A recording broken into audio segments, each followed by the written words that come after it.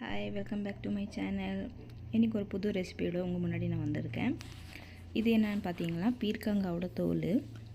இது வச்சு இன்றைக்கி நம்ம ஒரு ரெசிபி செய்ய போகிறோம். வாங்க எப்படி செய்கிறதுன்னு பார்க்கலாம். ஃபஸ்ட்டாக நம்ம பீர்க்கங்காய் சீவி எடுத்துக்கணும். பீர்க்கங்காய் பார்த்திங்கன்னா நல்லா எல்ஸாக இருக்கணும். அந்த மாதிரி எல்ஸாக இருக்கிற பீர்க்கங்காவோட தோலை நம்ம சீவி எடுத்துக்கலாம்.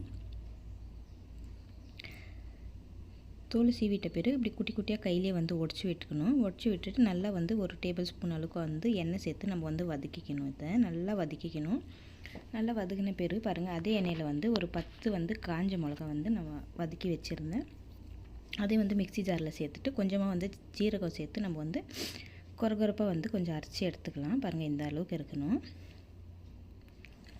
இதை அரைச்சி எடுத்துக்கின பிறகு இதுக்கு ஒரு சின்ன சைஸில் வெங்காயம், அப்புறமா ஒரு 10 பல் பூண்டு எடுத்திருக்கேன். நான் பூண்டை நல்லா நசுக்கி எடுத்துக்கணும். அதுக்கப்புறம் வெங்காயத்தை குட்டி குட்டியாக கட் பண்ணியிருக்கேன். அதில் நான் கொஞ்சமாக ஜீரா போட்டிருந்தேன்.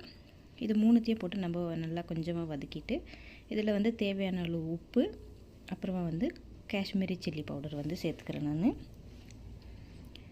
இதெல்லாம் சேர்த்து கொஞ்சம் நேரம் அந்த பூண்டோட பச்சை வாசனை போகிற அளவுக்கு வதக்கிட்டிங்கன்னா தெரியும் உங்களுக்கு எப்படின்ட்டு.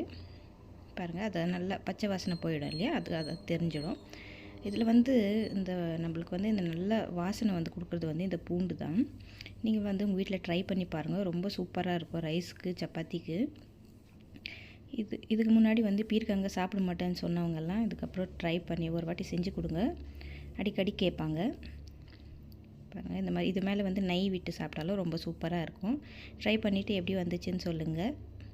நெக்ஸ்ட் வீடியோவில் பார்க்கலாம். பாய்.